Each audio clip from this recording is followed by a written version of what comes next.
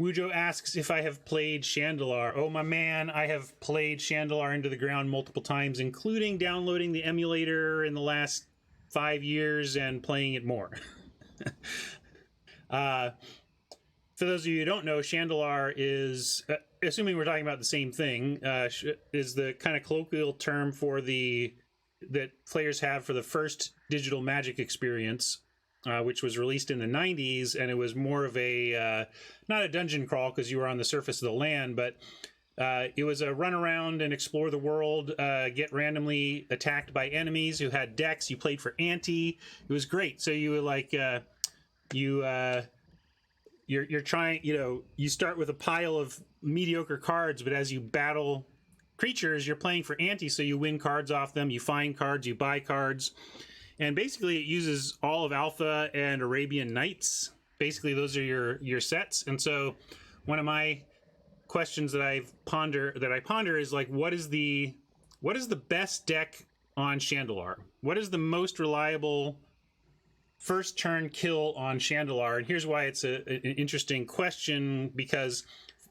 you have some conditions. You have you only have Alpha and you have Alpha, Beta, and you have Arabian Nights. So those are your two sets.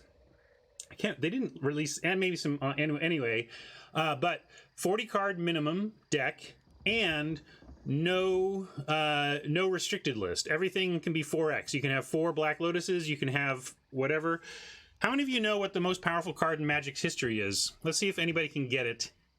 Type the name of the card you think is the most powerful Magic card ever printed in chat, and I'll see if anybody knows what it actually is. Anybody who plays Shandalar knows what it is. Wujo got it.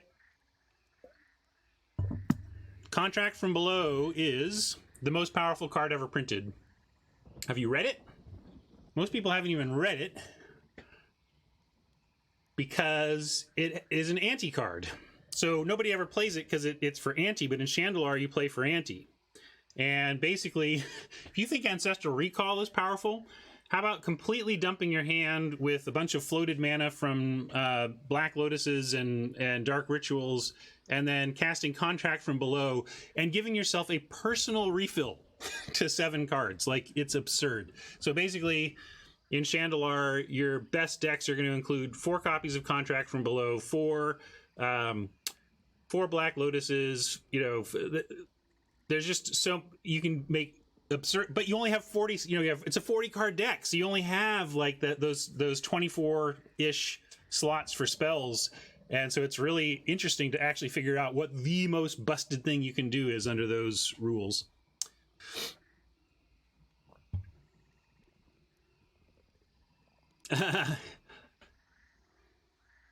James says, I took a copy to the Unstable pre-release in case I opened a Spike. I'm not even sure what Spike does, but I assume it's outside of the game card or whatever. That's awesome. Does it feel weird to play with original rules? You have to get used to it, but then you do, then it's all good. I kind of miss it. Maybe I should, I would totally stream some Shandalar if that was, I'm actually more inclined to stream Shandalar than streaming Magic Online, although, if Gabby's doing it, maybe she's already got that kind of space covered. But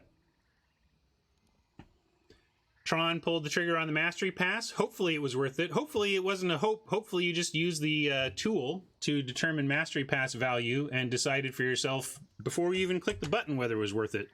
You can use this link to assess your own feelings about Mastery Pass value. Kitaski is asking what format we're talking about. We're talking about Shandalar Constructed, which is Alpha, Beta cards and Arabian Nights cards, 40 card minimum, no restricted list. Go. What's your best 40 card deck in that world with ante? Yeah, Shandalar was a ton of fun. I would like to do, there some Shandalar 2.0 projects have been pitched at various times at WotC before and during my time there, and it's never gotten off the ground while I was around. But if they wanted to add a mode to Arena that was a deep one-player campaign Shandalar style, I think that would be incredible. So all decks are turn one kills. No, that's what you're trying to get to by the end. It's like completing at the end of your Final Fantasy 12 or whatever. How good is your character, right?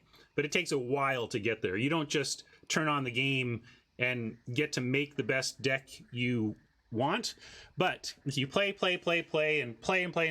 you can just endlessly grind the game and get all the stuff. So you can kind of get there at the end, and it's PvE, so it doesn't feel it's like it's dirty and stupid, but also at the same time you feel really powerful, and it's kind of just like playing Magic Solitaire where you goldfish out wins, but it just feels powerful and fun.